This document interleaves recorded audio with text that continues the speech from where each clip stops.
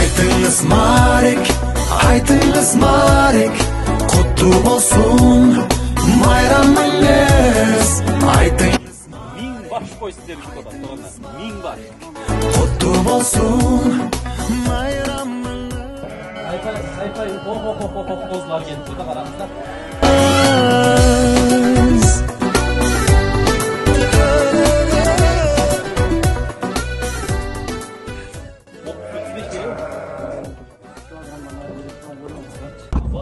Ассалаумағалейкум. Амансыздар, құрметті мекендештер. Жалпы мұсылман бір туғандар, барыңыздарды кирип келген ыйык Курман айт майрамыңыздар менен құттықтайбыз. Жалпы жеке өзімнің атынан, Эс-Хабар медиа компаниясының атынан жана Расул Ата мал базарының жалпы жамааттын атынан барыңыздарды құттықтайбыз.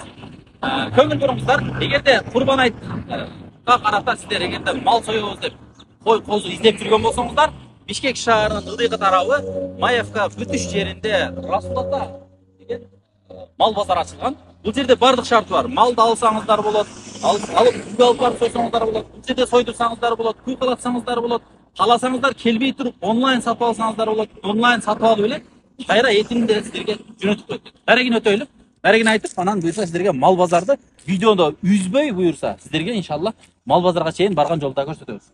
Жогорку тараптан Молодой гвардия, Бишкек шаар тараптан Ош базар, Чүй, Молодой айдан ылдый тарапка, объездной карап келе бересиздер. Маевка, биринчи Баят, Көлмө, Маевкадан өткөндөн кийин ушул жерде Маевка бүтөт. Берсеңиздер, оң тарапта Расул Ата мал сатуучу базар. Ушул жерде аренда калып келесиздер. Маевкадан бүтүштөн түпсүз киресиздер. Дерлик 300 метр, 400 метрде эле мал базардын чоң дарбазасын көрөсүздөр. Бул тарапка өтсөңүздөр, мол Махатжан жактан объездной кесилсе Кургой бар. Эгерде бул тарапта Дордойдон карап чыгып келсеңиздер, анда Маевкага кире беришинде эле сол тарапка бурулуп киресиздер. Жүрүңүздөр. Анда эмесе мен сиздерди буюрса видеону үзбөй туруп барып мал базарга чейин сиздерге көрсөтөйүн. Анда эмесе кеттик, туугандар. Буюрса ошол жерден эле киресиздер. Дерлик бир 300 метрдей эле болуп калат. Айтыңыз Марек, құтты болсын майрамыңыз.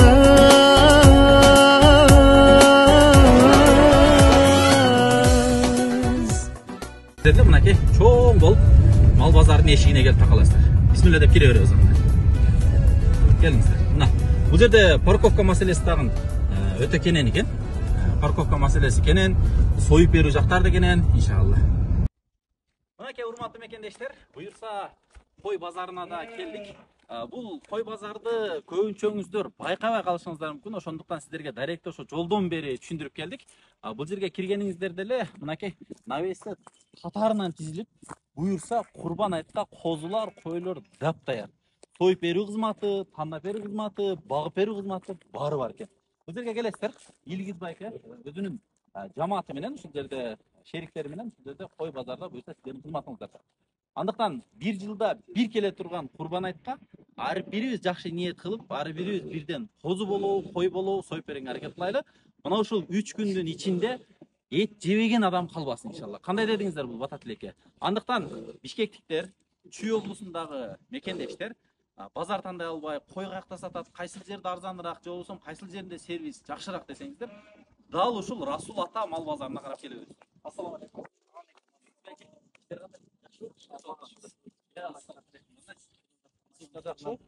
Курбан айт майрамдар менен келе жаткан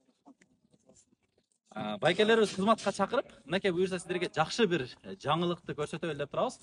Бул кой базар ачылганына көп болду элек, Канча болду? Негизи мурун иштеп кеткен, андан кийин 2024 жаңы жылдан бери биз иштеп атат, жаңы аштык. Бирок сиздер мурда башка жерде иштейт элеңиздер, Буган мурун Баят базарында иштеткенбиз. Көлмөнүн баш жагында.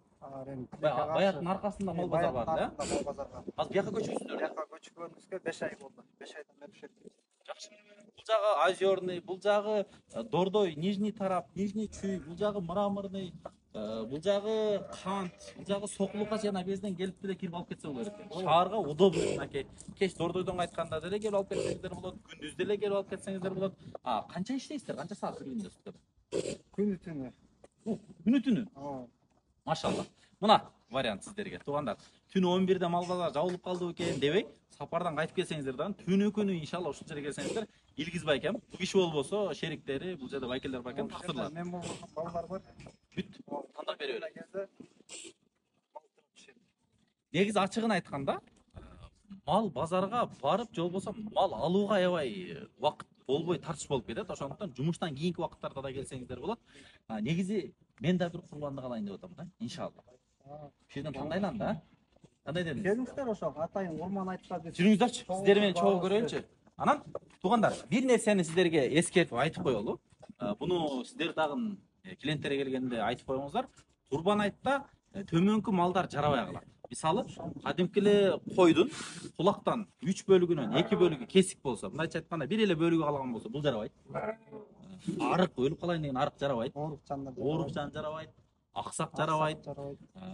Анан какой-то бир дене мүчөсү жетпей калган, бир буту жок, же дагы кандайдыр бир оорулуу болсо, булар жарабайт. Ошондуктан туугандар, бул курбандык өзүбүздүн атыбыздан гана союлат да, мисалы өзүбүздүн атыбыздан союлат. Андыктан Алла Таала ушунчалык аба берип атат, ушунча мисалы тынч жашоо берип атат, мамлекет, эгемендүү мамлекетте жашап атабыз, ушунчалык рызкыны берип атат. Ошонун ордуна бир Аллага шүгүрчүлүк ниетте конкретнен союлуп. Куда келгенде кандай союп турабы?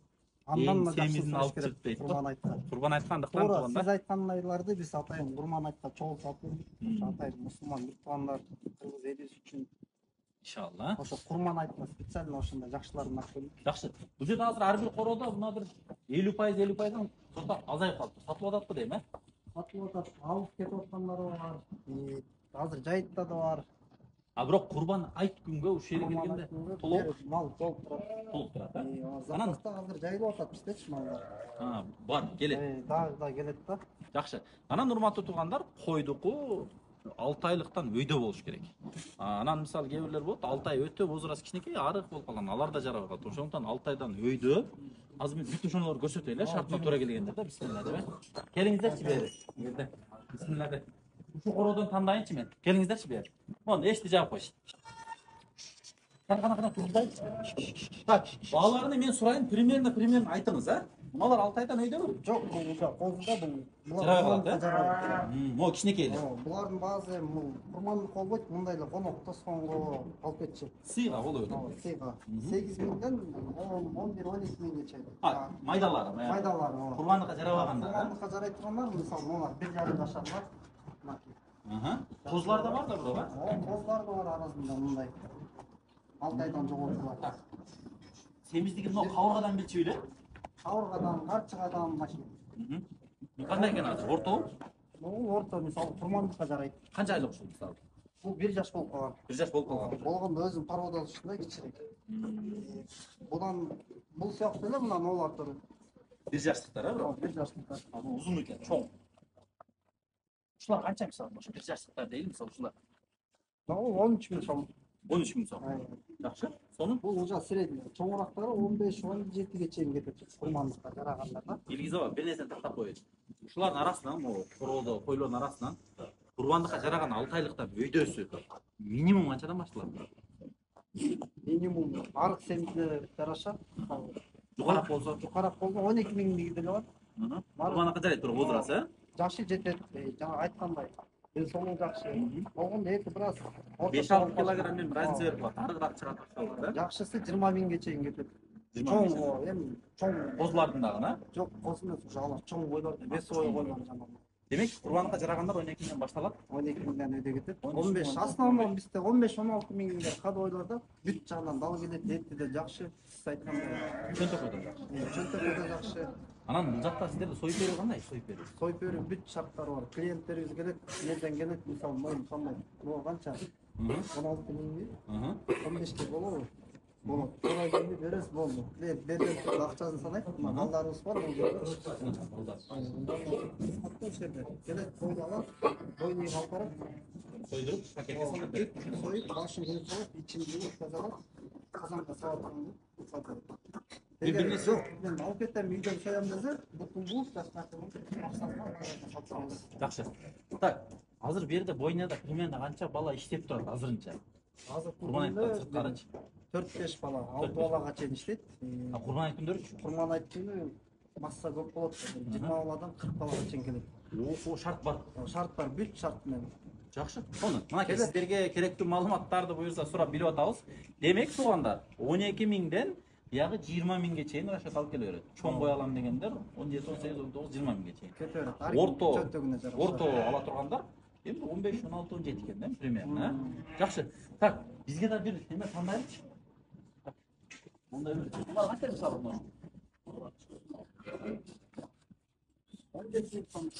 17 миң.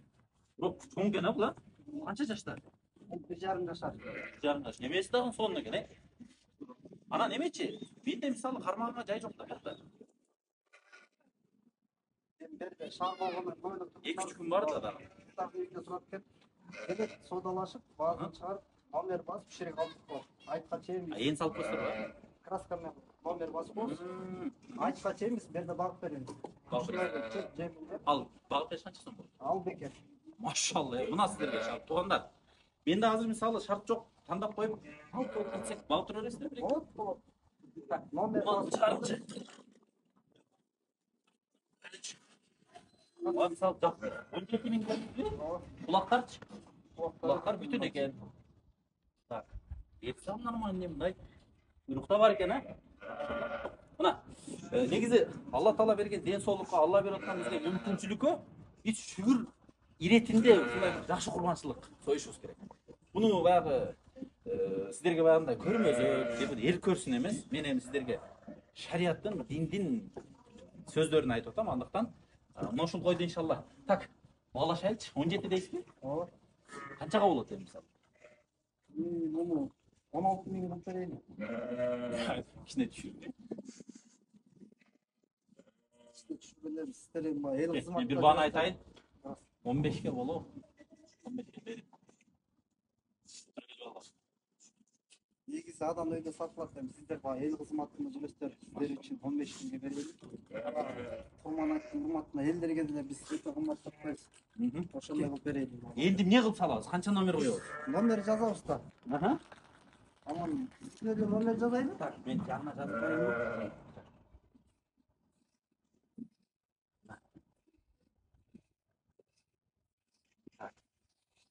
Тез кабарды жазып. Болобу? Болот. Сатылып кетпейби? Жок, сатылбайт. Азыр кандай көрсөтсө ушул бойдон. Жем-чөбүн жеп турат мына. Машалла. Кандай экен? Жакшыбы? Тандоо жакшы эле болдубу? Бир көргөндөр жак. Бул бычма экен, а? Ооба, бычма. Бычма. Дагы немеси жакшы экен, кабыргалар, ортолору дагы жакшы. Муну каякта багып бересиздер? Корого кирип Бул жакка алып барабыз. Терде атайын элдер багып берип аткан жер, элдерге багып аткан жер бар.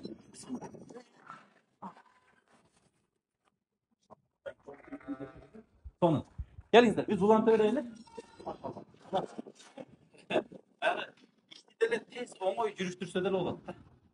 Сотулашыңдар, алдыңыздар, багып да берет экен, келип, мына номерде 16-чы номер, 20-чы номер, 30-чы номер деп жаздырып, тетрадка жазып каласыздар да. Каласыздар телефон номерлери менен. Анан алып келет. Так, бул жерде кандай чоңдору, балар кандай бияк? Булар койлор. Койлор. 13 миңден 18 миңге чейин кетет. Ойнай, бесне жараша. Анан бир нерсени сурайын да. Мисалы, малды өтө түшүнбөгөндөр деле келип калат. Мисалы, весини билбеген, жашын билбегенчи. Мисалы, 18 килограммдан 20 килограммга чейин эт бере тургандары дегенде тандап бере аласыздар өзүңүз? Божомок менен, а? Көз менен. Айткан что бизге да клиенттерге уят болуп турган болуп маселеси. Жакшы. Соны. Бизде жакшы кийин. Мында козулар көп экен, а? О.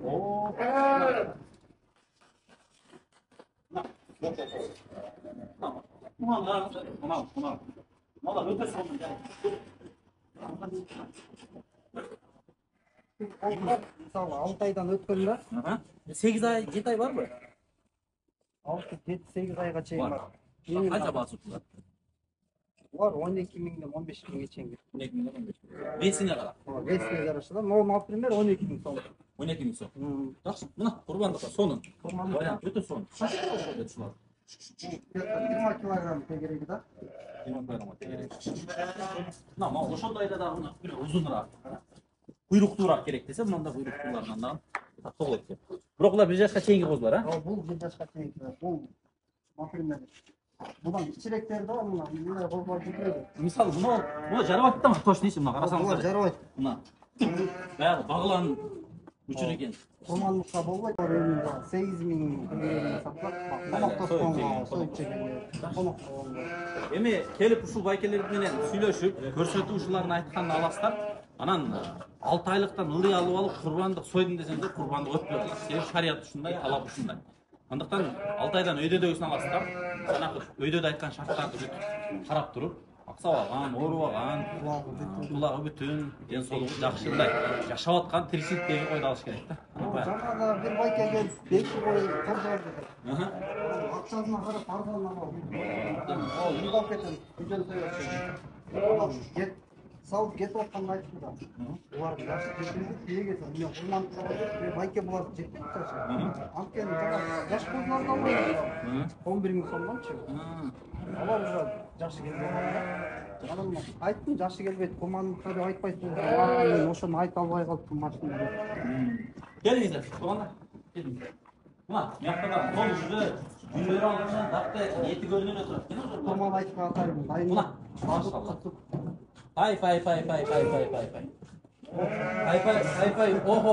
қозылар келіп жүрді, қараңыздар. Урматтуу мекендештер, барыңыздарды чакырабыз. Расул ата мал базары Бишкек шаарынын ылдыйкы тарабы болуп калат. Махатма Ганди же болбосо Молодая гвардия менен түп тизилди юруп келе бересиздер. Жогоруда дарегинде көрсөткөнбүз. Маевка айылы бүтөрү менен эле мурдакы эле Баят базарында, мал базарында иштеп аткан жамаат эми иншалла ушул жерде Расул ата базарында, мал базарында иншалла силерге кызмат кылат. Мындан кийин постоянно иштейсиздер? Постоянно. Күнү-түнү иштейбиз. Күнү-түнү иштейсиздер, а? Иншалла турат. Мен болбосом да балдар турат берди. Көп кушкорлор бар экен. Көп. Мына баягы Курмандык атайын туура келе турган баягы шариаттагы свети ушул. Мына дагы бир, мына караңыздар, туугандар. Мына караңыздар. Жылдырсын. Мына караңыздар. Жетеби мына жаш? Жетет. Жетет, а? Мына көк караңыздар. Машалла. Бул жерде мына чоңурактары жетет. Арасында могу кичиректер бар, эми алардын жашы жетпейт да. Аны айтып коюңуздар. Алар айтабыз клиенттер. Жамандыкка жашы жетпейт. Сол жүрөңүздөр. Физикасына кетти. Бизде эме бар, камера Бүттүгүн номер сакталат. Номер басып койгонбуз. О, например, 21, 6, 16 деп жазылып турбу? Бирөө келди, азыр 16-чы номерди жазып койдук. аты жазылган. Задаток берди. Мисалы 1000 сом чыктап койдук. Келет. Айтып күнү келет да, анан кийин калган акчасын берет. Берден бойнуга сойдуруп алып кетет. Сонун, зато кызалат болбойт экен да, мал таппай калган башка. Затодан кандап койгон. О биздики? Ооба. Именно сиздики. Мына жанында тез деп жазып койдук. Бирок номеринде кайсыга келген болсо ошондон кийинки номер жазып койсо. Канча номерге келип калдыңыз сиз? Бул азыр 21, 22-чи номер болду. 22-чи номер. Жакшы. Эчкилер бар экен. Эми эчкилерди көбүнчө мына союп жегенге алып сатып мисалы эмелерди. Анан курмандык кылып турган болсо 1 жаштан өйдөдөгүлөрүнү союп сойгонго алсаңыздар. Бул эми арзаныраак, а? Арзаныраак. Эчкими азыр көптөрдө эле курмандык сойбойт, а? Эми болуп калат эми бар, биринде экинчи. Кээ мисалы жейин дегендер союп. Жейин дегендер алып келип жейт. Булар баасы канчага чейин? Улактарды баштап. Улактар 3000 сомдон берген кетет, эчкилерди 7000 сомдон берет. Олар 5-6 миң сомдук сатат. Чебиштер турган. 5-6 миң сомдон. 8 миң. Ошол жакта уже брондолоптур да демек, иншалла. Бул ороо уже толуп ашып барат уже. Ички ороо көрбөйсүз бар. Сонун. Буякта. Ого. Могу жерде уже эмелер го баягындай. Жарылып кетейин, жакып кетейин деген эмелер бар. Буякта уже туугандар. Көбөлө башкачараак экен. Чоң бойлор экен мына караңыздар. Мына. Мына канча турат мисалы мына? Чоң атып буякта койгон. Кээ болот.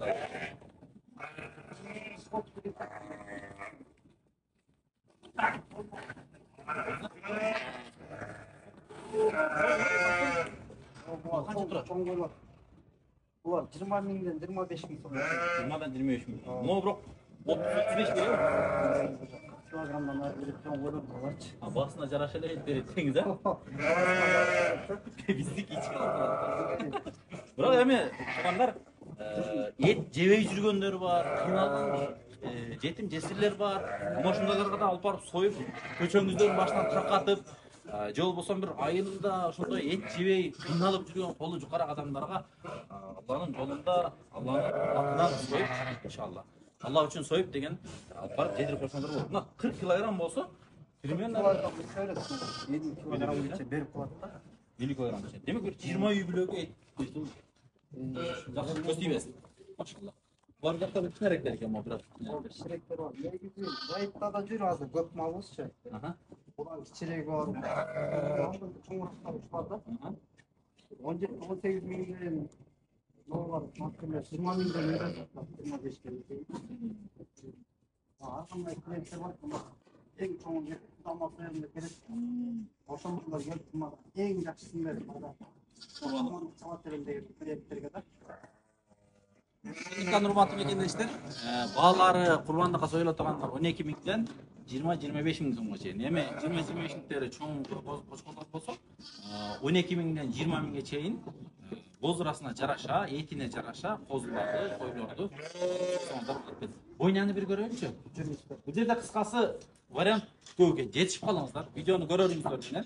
Мындай күндө бойнябыз бар, кой бышып беришет дагы. Бuyakta бышып берген да барбы? Ооба. Жүрүңүздөр. Жакшы кенен. Өтө сонун. Мына базар кенен, машина менен келип коюп, бул жерде келип тандап, машинага парковкага кенен экен.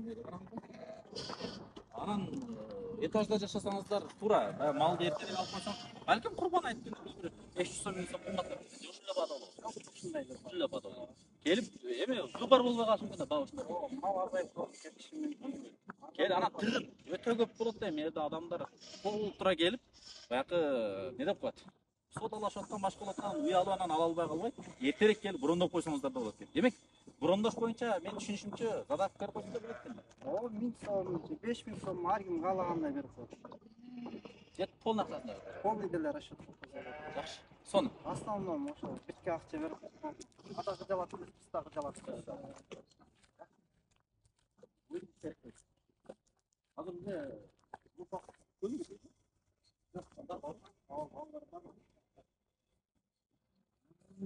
Мына. Иншалла курбан айт да кутайын. Алдыңызда жаңлап коюңуздар, Жылкытып ошол расчеттен салынып койгон. Бирок могу койлорду даярдап. Буларны атайбыз, койго дайырабыз. Токус. Бука алып келип калсак. Союп бересиздер? Жылкы берип, мындай Союп бересиздер, а? Просто бар экен да, кыздар. айында беришет. Бунун мисалы биз деле майдалатып кетсек болобу? Болот. Болот, э? Ушул жерде жана бойнийде иштеген балдар берет. Берет. Бүт шарты менен. Таксыр, мен сурайын деп аткам. Бияктан мисалы койду сиздерден алсак, бул жерде убойный цехте балдар өлөт берилет, э? Союп бериши акчага союп берет. Канча сом болот мисалы? Курбан айт күндөрү, курбан айт асыктары Мындай күн 500 сомдон тоюшат. 500 сомдон. Тоюп, башын коюп калып, ичин тазалап жууп, пакетке салып берет. Казанга салат. Курбан айт күнү канча болот? Курман айт күнү эми эл көп болгондуктан берген мисалы 5-6 эле бала иштейт да. Ал күнү 20 баладан 40 балага чейин иштейт. Ошончо баланы ар кайсы жактан чогултуп келет, аларга төлөйт. Анан бирок көбүрөөк болушу мүмкүн. Эми аны келгенде сойдуруп кете бересиздер.